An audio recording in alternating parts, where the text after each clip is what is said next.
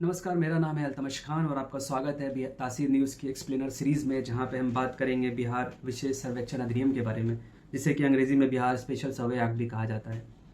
तकरीबन 70 साल पहले बिहार में ऐसा कोई सर्वे देखा गया था और कुछ ज़िलों में तो ये तकरीबन 100 साल पहले किया गया है।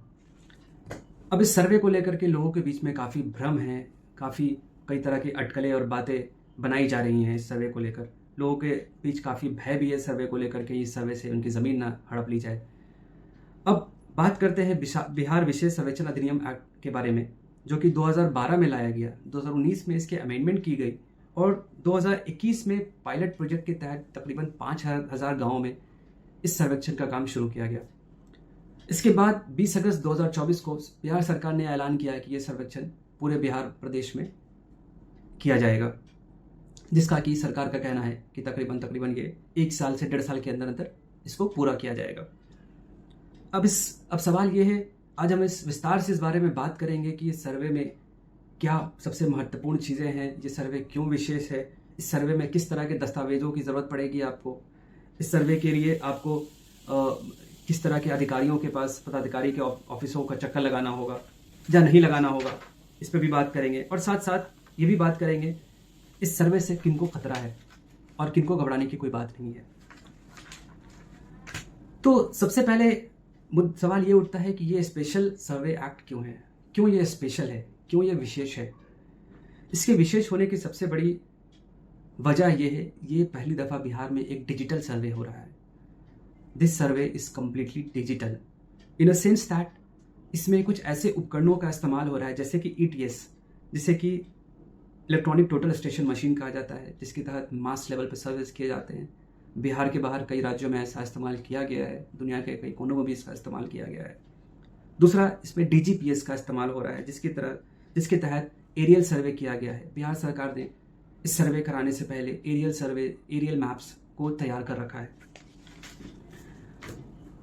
इस सर्वे के तहत बिहार सरकार की जो सबसे बड़ी लक्ष्य है वो ये है, cross verification of land with satellite based maps. जो सैटेलाइट्स में मैप्स हैं और जो लैंड रिकॉर्ड्स में मैप हैं, इन दोनों का मिलान करना है, इनको वेट आउट करना है, इनका वेटिंग करना है। और इसके तहत जो रिकॉर्ड ऑफ राइट्स ऑलरेडी सरकार के पास रजिस्टर 1 में मेंटेन है, उनका अपग्रेडेशन होने वाला है। रिकॉर्ड्स की बात करें तो सरकार के पास मूलतः 2 रिकॉर्ड्स होते हैं। एक रिकॉर्ड रजिस्टर 1 में होता है, जिसको कि आम बोलचाल की भाषा में खतियान कहते हैं। दूसरा रजिस्टर 2 में होता है, जिसे जमाबंदी रिकॉर्ड कहते हैं। मूल रिकॉर्ड यानी कि रजिस्टर 1 में वो रिकॉर्ड्स होते हैं जो 1981 के रिविजनल सर्वे के बाद से, जब से जिनका टाइटल ओनरशिप था, उनका रिकॉर्ड है। और रजिस्टर 2 में जो आम दिनों में ज़मीन की खरीद बिक्री होती है, उसके तहत जो रिकॉर्ड अपग्रेड होता रहता है, उसे रजिस्टर 2 में मेंटेन करती है सरकार। बिहार में तकरीबन 38 ज़िला हैं, 534 अंचल यानी कि सर्कल हैं और लगभग 45,862 मौजा हैं। इन सब क्षेत्रफलों का सरकार ने एरियल सर्वे तैयार कर रखा है। और इस सर्वे के तहत सरकार आपसे क्या चाहती है, अब हम बात करेंगे हमें क्या करना है। मूलतः सरकार हमसे हमारे लैंड रिकॉर्ड्स का ब्यौरा चाहती है हमसे। इसके तहत सरकार ने एक सेल्फ डिक्लेरेशन फॉर्म निकाला है, जिसे कि फॉर्म 2 के नाम से कहा जाता है। और इसमें आपको अपने लैंड एरिया का, लैंड यूटिलिटी, आप किस लिए आपका लैंड इस्तेमाल होता है, यदि ज़मीन पे बगीचा है, खेती है या जो भी है, उसका ब्यौरा देना है और साथ साथ मालिकाना हक के बारे में देना है। दूसरा जो सबसे चर्चित मुद्दा है इस वक्त, वंशावली, जिसे कि अंग्रेजी में जेनरोलॉजी कहते हैं, एवं फैमिली ट्री, जिसे कि पारिवारिक सूची कहते हैं, उसको लेकर भी लोगों के अंदर काफ़ी परेशानियां देखी गई हैं। अगर वंशावली के बारे में बात करें हम, तो सरकार ने इस अधिनियम में बहुत ही क्लियर कट कर दिया है। इस अधिनियम में, इस नियमावली में, कोड ऑफ कंडक्ट में सरकार ने काफ़ी क्लियरली साफ कह दिया है वंशावली कहाँ से चाहिए। कई लोगों के अंदर ये भी इस तरह की भी कन्फ्यूज़न है कि वंशावली 50 साल पहले से चाहिए, 100 साल पहले से चाहिए। कब से करें वंशावली तैयार? वंशावली का मतलब तो ये होता है फैमिली ट्री। इसमें तो किसी के बाप दादा परदादाओं की तक की लोगों को पता तक नहीं है, कैसे वंशावली तैयार करेंगे।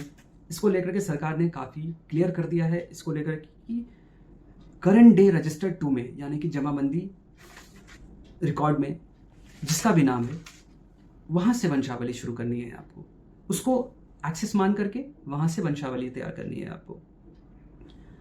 और आपको ये इस बात का ध्यान रखना है कि इस वंशावली को जब आप तैयार करें, इसमें सारे रिकॉर्ड्स बिल्कुल सही होने चाहिए। वंशावली को लेकर भी सबसे बड़ा भ्रम है कि कैसे बनेगा वंशावली। कुछ लोगों का कहना है कि नोटरी से बना लेंगे, किसी का कहना है सरपंच के पास जाना है, कुछ लोग सर्कल ऑफिसर्स और ब्लॉक डेवलपमेंट ऑफिसर्स का चक्कर लगा रहे हैं। इसको लेकर के सरकार ने काफ़ी हद तक काफ़ी क्लियर कर दिया है कि आपको किसी के पास भी वंशावली बनाने के लिए जाने की ज़रूरत नहीं है। सरकार ने एक फॉर्म इशू किया है जिसके तहत आपको सेल्फ अटेस्टेड वंशावली बनाना है, किसी के पास आपको जाने की कोई ज़रूरत नहीं है। ये एक self attested self declared form है जिसमें कि आपको अपने वंशज का पूरा ब्यौरा देना है।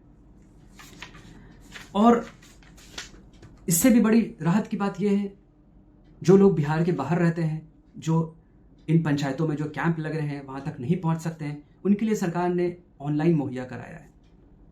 बिहार सरकार के dlrs.bihar.gov.in पे आप जाकर विशेष सर्वेक्षण के भीतर आप जाकर या तो फॉर्म डाउनलोड कर सकते हैं या फिर आप वहाँ पे ऑनलाइन अप्लाई कर सकते हैं।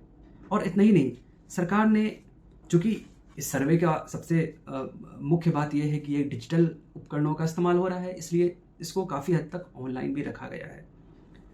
आप यहाँ तक कि आप दूर बैठे ये भी चेक कर सकते हैं कि आपके ज़िला में, आपके पंचायत में, आपके मौजा में कितना सर्वे कंप्लीट किया है, कितना, उसको लेकर के आप यहाँ तक कि ऑब्जेक्शन भी रेज कर सकते हैं। उसका सुविधा भी सरकार ने रखा है और इसको सब कुछ ऑनलाइन रखा है। Website dlrs.bihar.gov.in।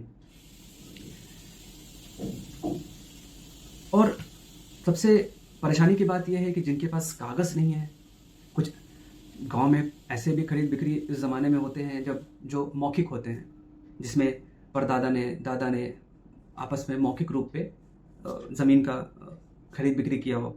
इसको लेकर भी घोषणा पत्र सरकार ने, जिस ज़मीन का दाखिल काबिज़ है, आपके पास दाखिल कब्ज़ा है काफ़ी ज़माने से, उसको लेकर भी प्रावधान है इस सर्वे के भीतर में, जहाँ पे सरकार को आपको घोषणा पत्र के तहत आपको ये देना है कि आपको, आपके पास इसका, इस पार्टिकुलर लैंड एरिया का कब से दाखिल कब्ज़ा है। और एक लास्ट पॉइंट है, किनको परेशान होना चाहिए।